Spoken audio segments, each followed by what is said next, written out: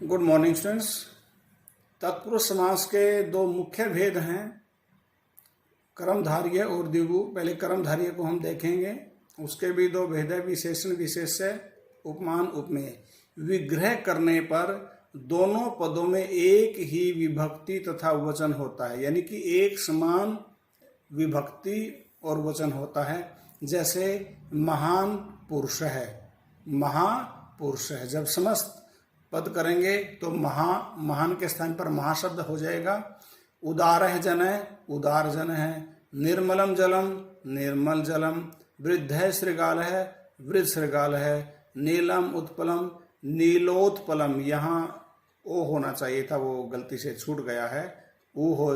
नीलम के मैं, नील के लय में जो अ है और उत्पल का ऊ है वो ओ होना चाहिए था, वो रह गया है गलती से।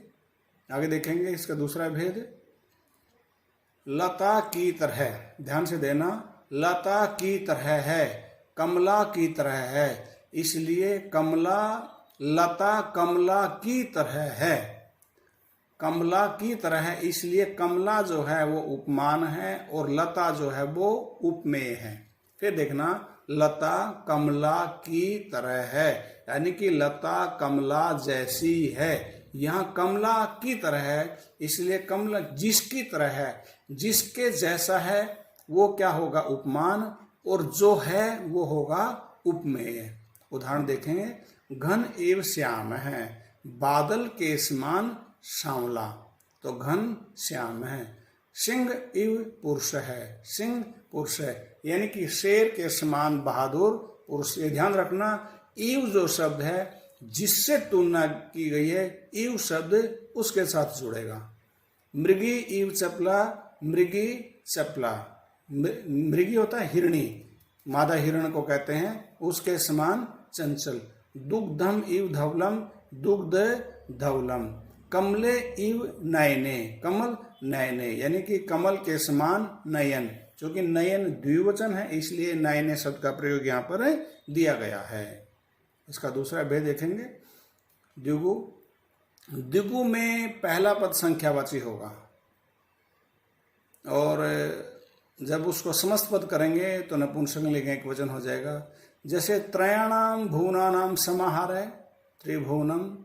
चतुर्णाम युगानाम समाहार है, चतुर्युगम। नवानाम रत्नानाम समाहार है, नवरत्नम। पंचानाम तंत्राणाम समाहार है, पंचतंत्रम। ये द्विगु समास का भेद है। आगे हम देखेंगे द्वंद्व का। द्वंद्व होता है जोड़ा, अधिकतर जो है दो में मिलते हैं, लेकिन कहीं कहीं दो से ज्यादा का भी प्रयोग इसमें मिलता है। द्वंद्व समास में दोनों पद प्रधान होते हैं। इसके तीन भेद हैं, इतरेतर, समाहार और एक शेष। इतरेतर का पहले लेंगे। इतरेतर में अलग अलग, यानी कि समस्त पद होने पर भी, विग्रह में तो अलग अलग हैं ही, समस्त पद होने पर भी वो अलग अलग दिखाई देते हैं। जैसे माता च पिता च, माता पितरौ, दो हैं इसलिए बाद वाले में द्विवचन लग गया। सीता च राम च, सीता रामौ। राम च सीता च, राम सीते, क्योंकि सीता शब्द इसलिए सीता सीते सीता। हरि च हरः च, हरि हरौ, तो बाद वाले में द्विवचन लग जाएगा। फिर है समाहार। द्वंद्व समास का समस्त पद एक वचन नपुंसकलिंग होगा।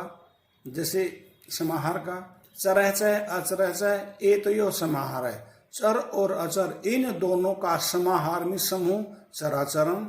अह च निशा च, तयोः समाहार है। अह मीन्स दिन और निशा और रात, दिन और रात इन दोनों का समूह अहर्निशम। सुखम च दुखम च, एतयोः समाहार है, सुख दुखम।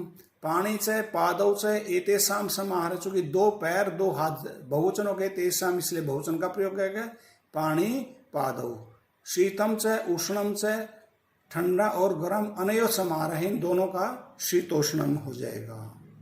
एक है एक शेष, यानी कि दोनों में से एक शेष, किसी को एक को प्रमुख मान करके उसका एक भेद रह जाता, एक में हम द्विवचन का प्रयोग करते हैं। जैसे माता च पिता च, पितरौ या मातरौ, दोनों में इस एक हम प्रयोग कर सकते हैं।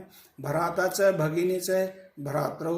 नरः च नारी च, नरौ, बालकः च बालिकाः च बहुवचन है बालकः। यानी कि विग्रह में जो दो पद हैं उन दोनों में से समस्त पद करते समय एक रह जाता है। हम किसी एक को प्रमुख मान करके उसमें अगर दो हैं तो द्विवचन का और दो से ज्यादा है तो बहुवचन का हम उसमें प्रयोग करते हैं। धन्यवाद।